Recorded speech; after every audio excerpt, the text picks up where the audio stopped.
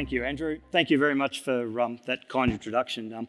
One thing for all of you, if you do have a look at my CV, if you've looked at it on the app, one thing that it won't tell you is that over the last 35 years, I've also owned and had shares in about half a dozen slow horses as well.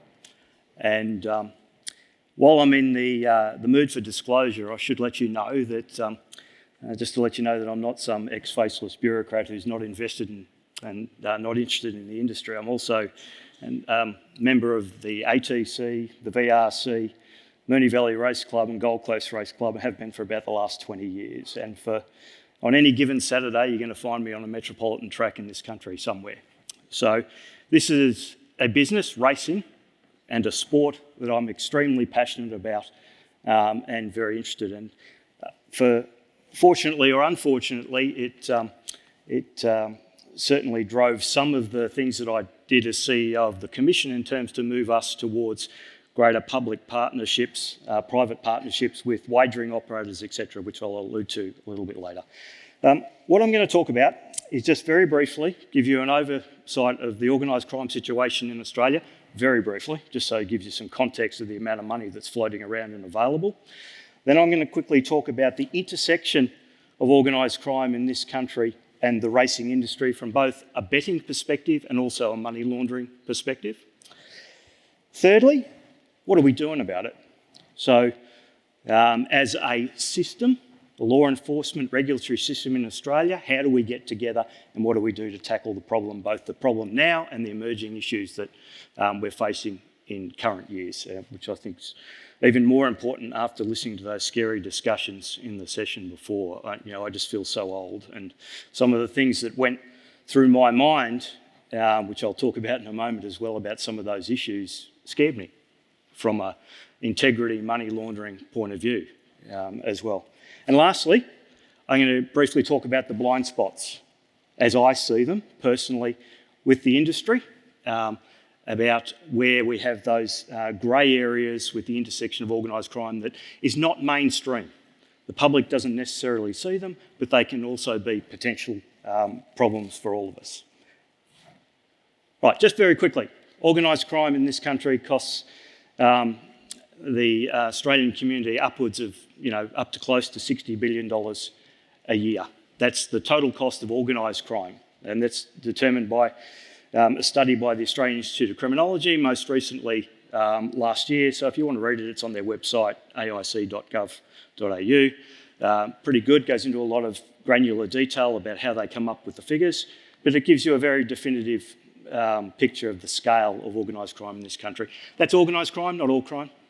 Only crime that's defined as serious and organised, and it takes into account public sector, private sector costs, as well as the costs to the community and individuals. Drug sales in this country, which is the major driver of organised crime, cost upwards or over $15 billion at the retail level, just on the four main drug commodities, for example. So ice, heroin, cocaine, MDMA. At the retail level, so mums and dads, uncles, aunts are parting with $15 million worth of cash a year out of their own pocket to fund their drug habits. Now out of that, $3 to $4 billion has to make its way offshore, because Australia is a net consumer of organised crime, not a producer as such when it comes to the drug trade. All our drugs are imported, basically, except for cannabis. So 100% heroin, 100% of cocaine, almost all the meth, about 90% of MDMA. Meth, 70% comes from offshore, and the other 30% that's produced domestically, the chemicals that are required to make that come from offshore as well. So we are, in Australia, a net consumer of organised crime as a general rule. The amount of proceeds of crime, and I'll divide that into two levels. So proceeds, the amount of money that's spent from criminals within the economy, approximately $54 billion. And a lot of that's in cash. So for example, and they just use it on, food for themselves and petrol for their car and so on. So it's a holistic total figure. But the important part, and this is why I'm cascading down for later on in the presentation, if you can keep these things in your mind, is an estimated 25% of that has to be laundered by professional facilitators. And when I mean laundered in this sense, it's not spent proceeds of crime, it's money that crooks want to come back into their pocket to appear like it's come from a legitimate source. So washed. Now, to do that, we estimate about 25% is laundered through professional facilitators. Accountants, lawyers, real estate agents, other professionals, sometimes whose moral compass doesn't necessarily always point north. Now, at an average rate of about a 7% commission for those 25% that's laundered by professional facilitators, it leaves just under $1 billion that's available for those professional facilitators to do their work here in Australia. So to do that illicit work on behalf of the criminals, notwithstanding they're criminals themselves. So just bear that figure in mind in terms of the available and the opportunity and why someone would want to launder and why they may want to come up with important or new ways of doing business. I'm going to focus a little bit on the laundering. So just quickly, some of the main money laundering vectors that exist. International cash offsetting, where no cash actually transfers, it's just offset in accounts here in Australia, accounts offshore, they settle with each other. The commingling of cash, of course, with legitimate transactions, particularly with betting. And if you couple that with the next one about obfuscation, that's primarily what led to Crown Casino's problems here in Australia, dealing with Sun City, where tens of millions of dollars would transact daily through their accounting rooms, etc., in cash. We as regulators, arguably the casino themselves, wouldn't know who the beneficial owners of that cash was, and it got commingled with others. So we had films, so on, media articles, you see them about people turning up with bag loads of cash off-site from the casino, mingling it in with money that's come from the junket operators. So that in itself was obviously a problem in terms of obfuscation. So that's now gone, certainly as far as the casino is concerned, but it's certainly a major vector.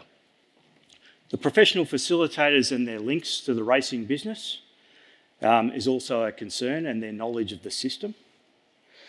And the last point there that I want to mention is the underestimated and little known factor about trade-based or asset-based money laundering. So the movement of high-value assets through multiple ownerships and so on, and to be able to launder money. Think of, well, it makes the news sometimes, think of high-value watches, watches that are worth $500,000, $1 million each, transacting amongst criminals. You stick them in your pocket, travel overseas, they move. They sell, you buy them, you pay the GST on them, you get a rebate off the GST when you move them out of the country, all sorts of different ways to be able to make money on the sale of assets, high-value assets, particularly when there is a liquid market for such. And that's not dissimilar to what we talk about with the thoroughbred industry. When things go wrong, it does make the news pretty big here in Australia, as we know. Sport is very much built into the psyche of our community. So law enforcement's been working very closely with sporting bodies and industries here in Australia to try and to tackle the problem and bring it to the public's consciousness. And when it does, it certainly serves its purpose as far as we're concerned. Just a couple of very quick slides here, just to give you a bit of construct about what we've got. The globalisation of wagering, of course, is something that's grown over time and provides greater opportunities for the movement of money and illicit transactions to occur, like we heard before, up to $1.7 trillion, which I'm sure Doug will talk about as well after me. It's about 4 or 5 times the legitimate betting market throughout the world. And there are all sorts of reasons why people want to do that. They want an extra 1 point or 2 points in their percentage, because of high taxes, etc., or high takeouts, but also they want to anonymise their transactions themselves if they're criminals or elsewise. And also people who are not criminals want to do that. There's a nexus, of course, with corruption where it's available. And then focus on that bottom one for a moment, vulnerable sports. Because as I move to the next slide, vulnerable sports leads to vulnerable targets down the bottom. If it also involves a combination of all three, so liquid betting markets, vulnerable targets, and motivated and capable offenders, you've got a problem. And there are a number of sporting markets throughout the world, and indeed in Australia, that are vulnerable to attack, and therefore make them vulnerable targets. I won't name them all, but you know there are some extremely liquid betting markets on the subcontinent, for example, on Australian sports, where the sports personalities are not paid very much at all. That creates a vulnerability. Doesn't mean they're corrupt, but it creates a vulnerability that, as an organisation, those of us charged with looking after integrity have to take notice of. Right, so what are we doing about it here in Australia? We're quite proud of the sports integrity architecture in Australia as it currently exists. We're far from perfect. So don't for one moment think that I'm going to stand up here and tell you that we know everything, that we've got it down pat, that we have the best system, but we're trying hard. So what we've done here in Australia is the Australian Sports Intelligence Unit, which is basically the Australian platform for the Phelan Convention and our responsibilities as under the 40-odd nations as being the hub, the point of contact for sports information, integrity information in relation to manipulated sports. We house that at the ACIC. I'll tell you in a moment what the ACIC, well, I'm not there anymore, but old habits die hard. Housed at the ACIC and work very closely with Sports Integrity Australia. So some of my former employees, they work there at Sports Integrity Australia, have access to all the information. So what's the ACIC, the organisation that I work for? It is one of Australia's 10 national security intelligence agencies. So sits there alongside our domestic security agency, our foreign intelligence collection agency, defence intelligence, and a number of other agencies. Access to information, there's a lot. All my employees are security cleared, some of them with the highest security clearances in the country. But going along with that is our ability to be like, for those of you who come from common law jurisdictions, we have the powers of a standing royal commission. So in other words, we are able to, by reference, call anybody in that we like into hearings to ask them questions about topics that fit within one of the references that the Commission works under. One of the references that the Commission has that's set by the board, and the board of the Commission is made up of all the police commissioners in Australia, all 8 of them, and head of taxation office, head of our security intelligence agency, head of Attorney General's department, head of border force, and the head of our equivalent of the SEC, ASIC, there as well. They determine the references. One of the references is what's called new and emerging crime types. And under that reference is a very specific project that deals with illegal betting and sports manipulation, Project Petrum. So we use those powers to enhance the National Sports Intelligence Unit with all of the powers of the Commission. So it enables the Commission without warrant to obtain betting records, banking records, telephone records, for intelligence purposes only, of targets and people that we think have information that, in relation to those particular projects. Also has access to high-end law enforcement capabilities, not the least of which is the one that's up the second there, which is our coercive hearings.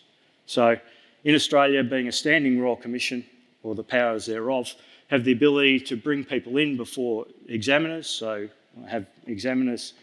We had 4 full-time, 2 part-time, well paid, conduct like a semi-courtroom in each of the jurisdictions that we have, call people in, and they have to answer questions. There's no right to silence inside those hearings. They are questioned by a counsel assisting, and all of the information that's there to elicit as much information from them as we possibly can. It's an offence, 5 years, same penalty for each if you refuse to answer the question, give a misleading answer to the question, or you lie. So and the information cannot be used against them themselves in a criminal prosecution. So they're highly motivated to tell the truth. So bear that in mind when we talk about some of the outcomes that will come up in the next couple of slides about what the sort of information we've elicited from the sort of people that we've brought before those hearings.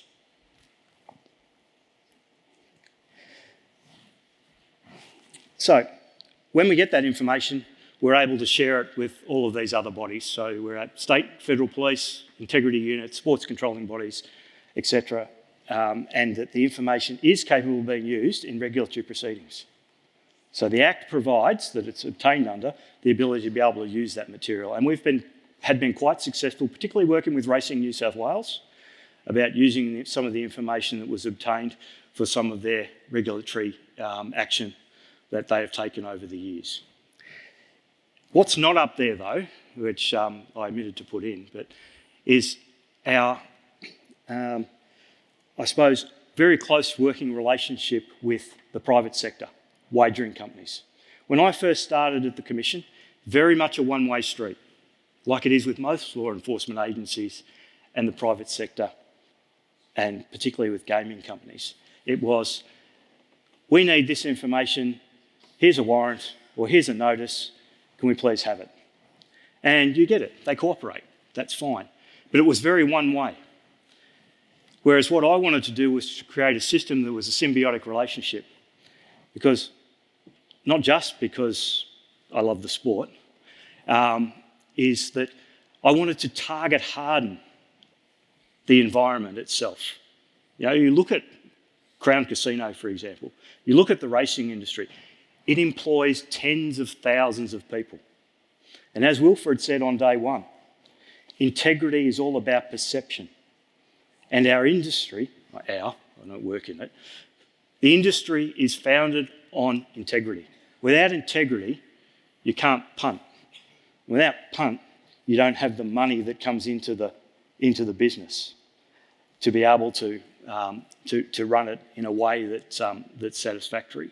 So you must try and target harden those things. So I wanted to work very closely with the private sector, and to do that, it was not just creating MOUs, etc. It was about, no, we will security clear some of your personnel, swear them in, exchange of information, two-way, so that we would give some of the major businesses information on what we were seeing, not individuals, but about the topologies of crime we were seeing from an international perspective and what we're seeing in Australia. So what are we seeing as the next thing that's happening in terms of money laundering?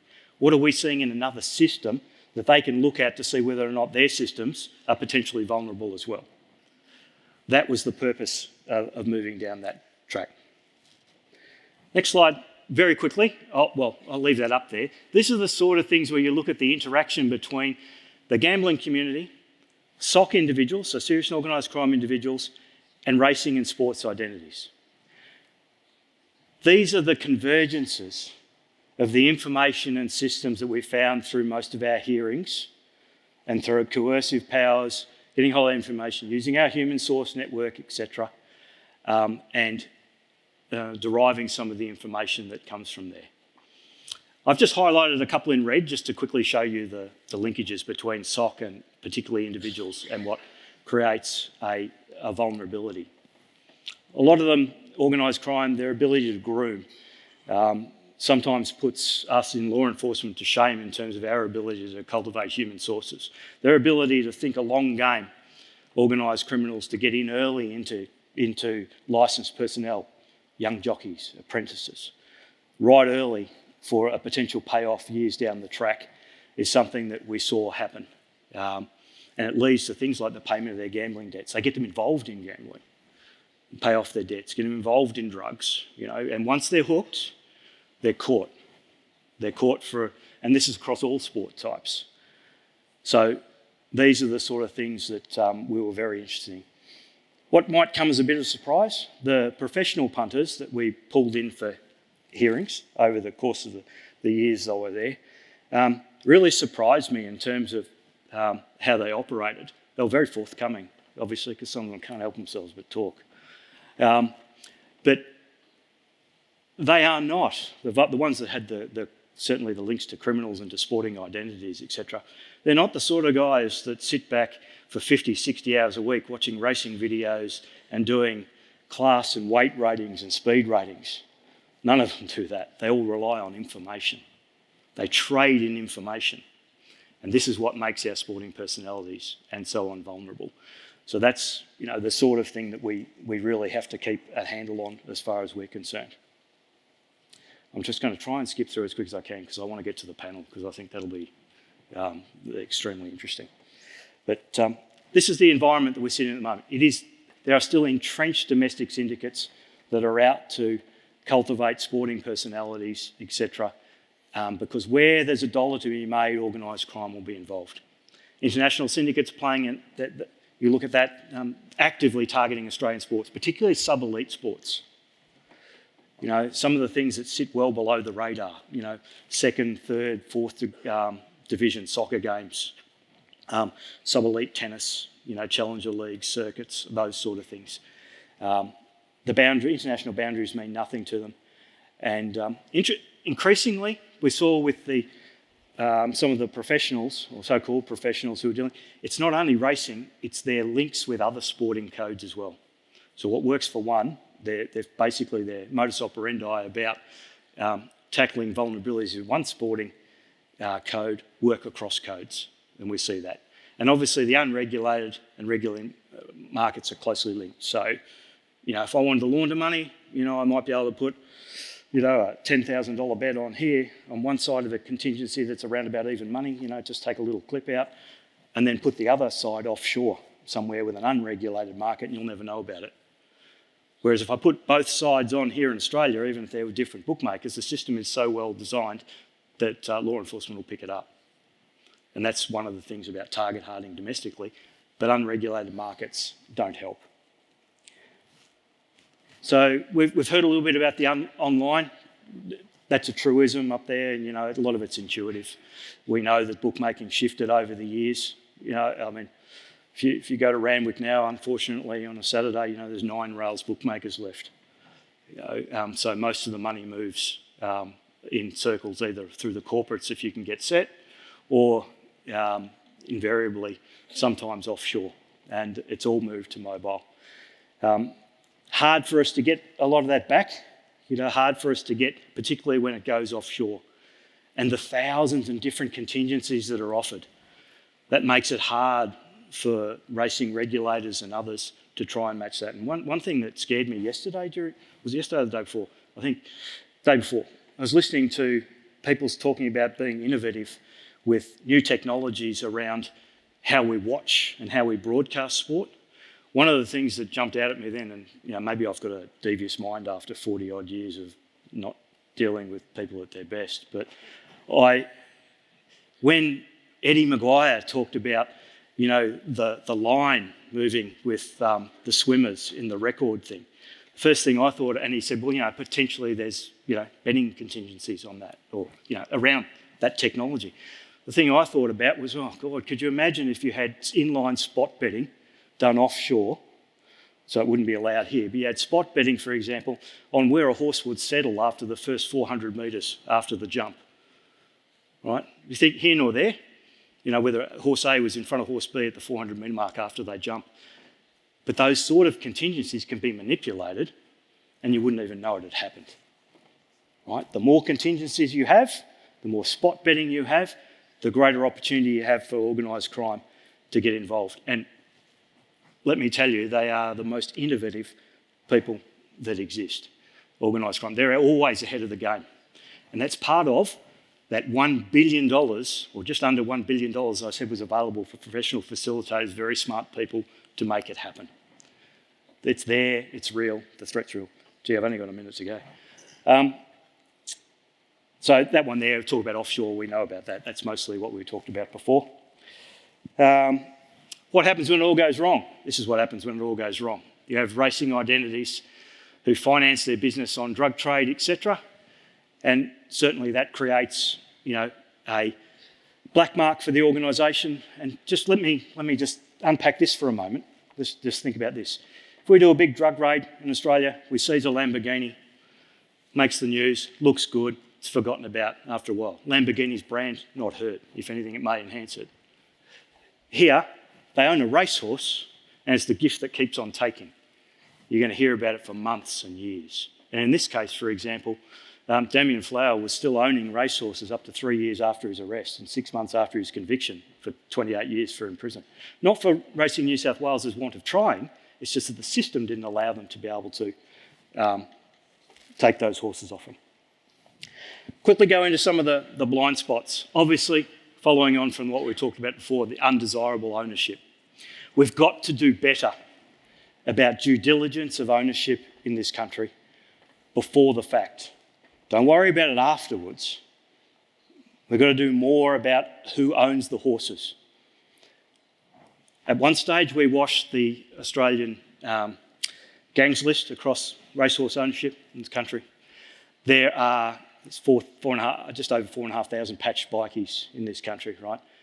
A number of them owned racehorses, right? Let me tell you that those training fees that they're paying is coming from the sale of illicit drugs or extortion. If I'm a trainer, I don't want to have someone like that paying my bills.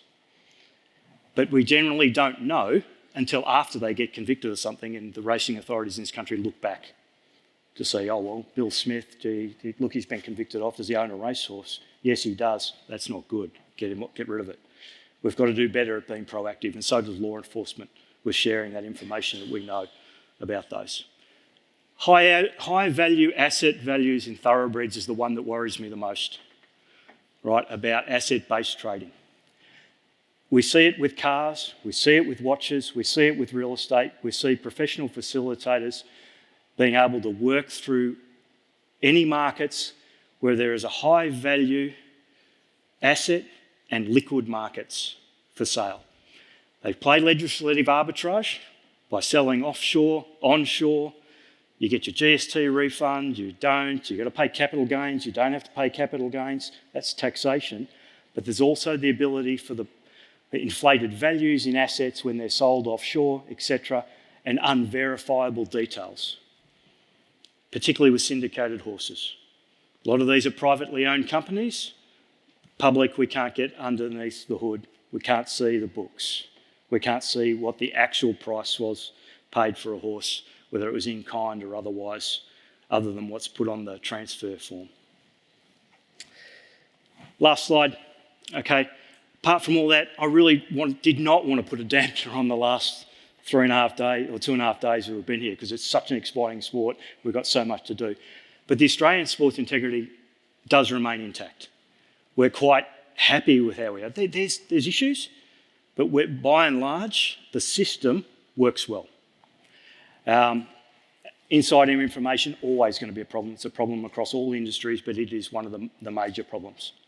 And you'll see the links there, particularly sub-elite, and it's just really a summary of what I've already spoken about. So my apologies for going over time, but for me, you know, it's a very important topic, and it's something that I'm invested in and have been for a long time. We do get it right, but there is a lot of room for improvement for all of us, both sides. Thank you. Okay.